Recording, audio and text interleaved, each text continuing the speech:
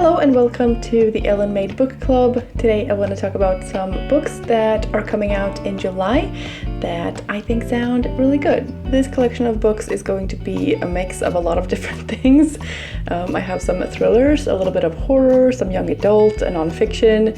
It's a little bit of everything, but yeah, I think that the premises for these books sound really interesting, and so that's why they make this list.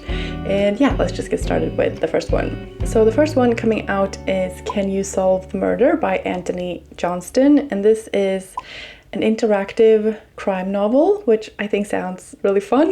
The setup is that you arrive at an English manor to find the body of a man on the lawn.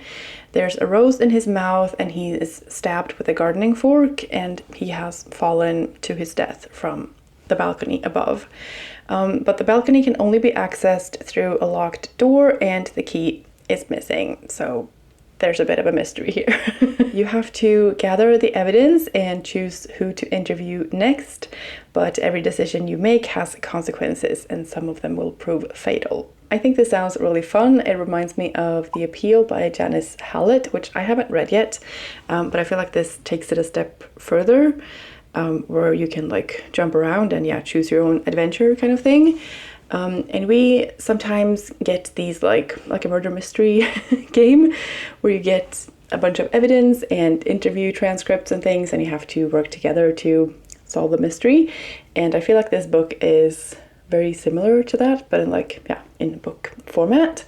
And I just like the opportunity to put my own skills to the test and try to figure it out. And I also like that there are like some wrong turns that you can take that have consequences. So it's not just like reading a murder mystery and thinking you have the right answer, but you can never like test it until you have the final result. And so I think this sounds like a lot of fun. Next up I have Culpability by Bruce Holsinger, and this is a science fiction, technology, AI kind of family drama suspense novel.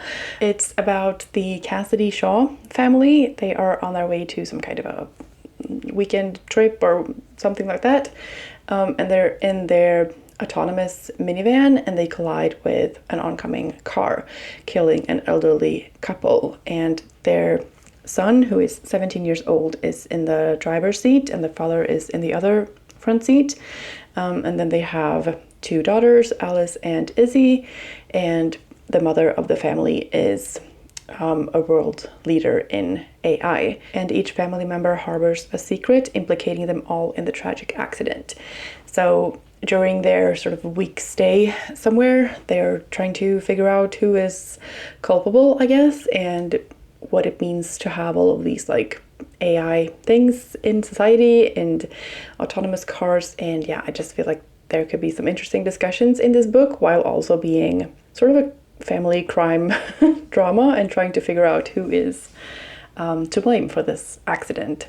There's a bit more to the story, but I don't want to say too much. So if you think this sounds interesting and you want to find out more, you can always look it up and read more of the premise. But I think this sounds really interesting. And then I have another kind of murder mystery thriller, and that is Her Many Faces by Nicci, Cloke. And it says, when 4 wealthy members are poisoned at an exclusive private club, a young waitress, Catherine Cole, is arrested. 5 men in her life begin to question how well they really knew her. Catherine's trial grips the nation, and theories about her spiral out of control. But which is the true face of Catherine Cole, and is she a killer? So it sounds like this story is going to be told through the perspectives of these 5 men, who are her father, her former lover, her friend, her lawyer, and a reporter.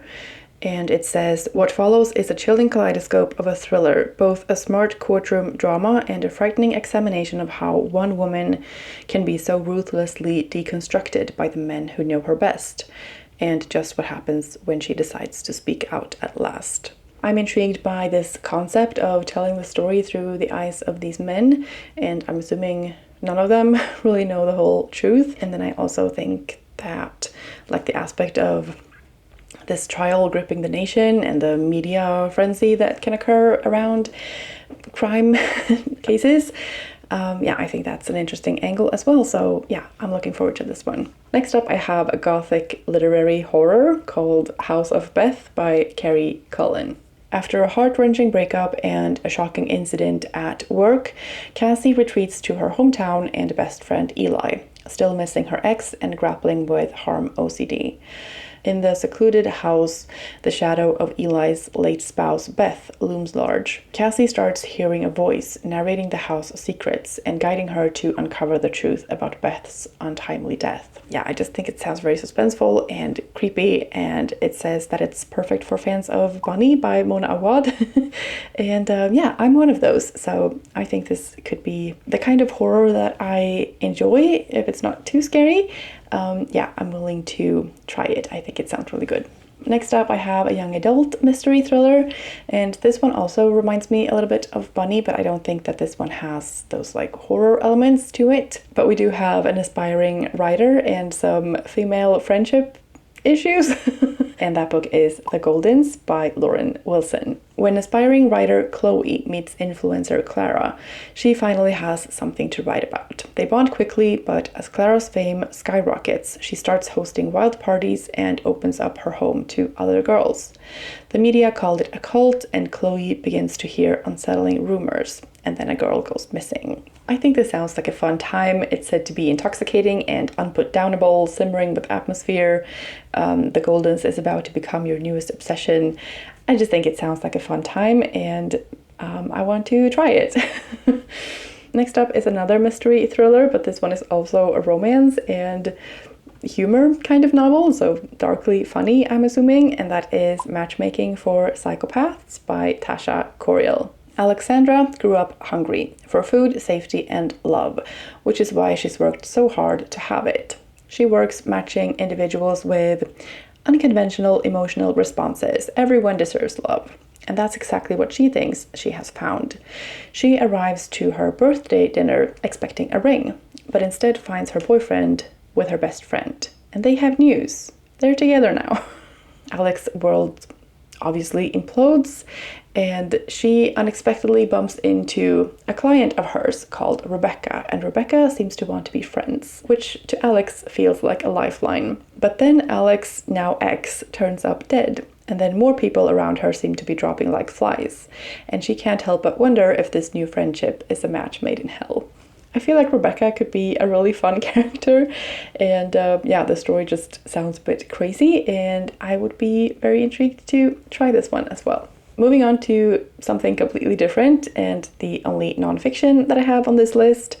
This is a biography with themes of animals, history, science, and true crime, and that is The Feather Detective, Mystery, Mayhem, and the Magnificent Life of Roxy Laybourne by Chris Sweeney. This is the fascinating and remarkable true story of the world's first forensic ornithologist, Roxy Laybourne. She broke down barriers for women, solved murders, and investigated deadly airplane crashes with nothing more than a microscope and a few fragments of feathers. I don't really need to hear any more than that. I think this sounds fascinating.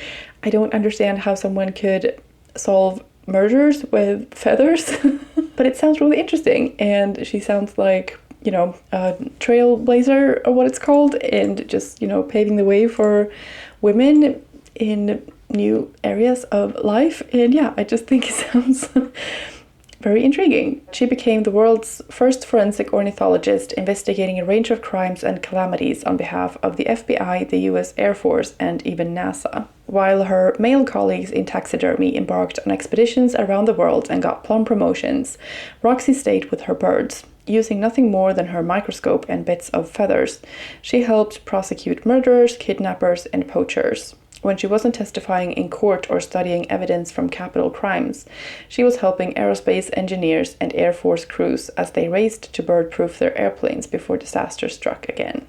Like, what a cool person. I want to read a book about her. And then, like I said, this list is a mix of different things. And next up, I have Pan by Michael Clune, which is a contemporary literary novel said to be a thrilling, cerebral, and funny coming-of-age story. Nicholas is 15 when he forgets how to breathe.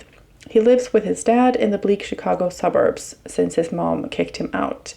One day he realizes that his hands are objects. The doctor says it's panic, but Nicholas suspects that the Greek god Pan is trapped inside his body. I mean, obviously I was intrigued by the cover of this, and I don't know if this book is going to be for me, but it sounds very weird, and so that could definitely be something that I would enjoy.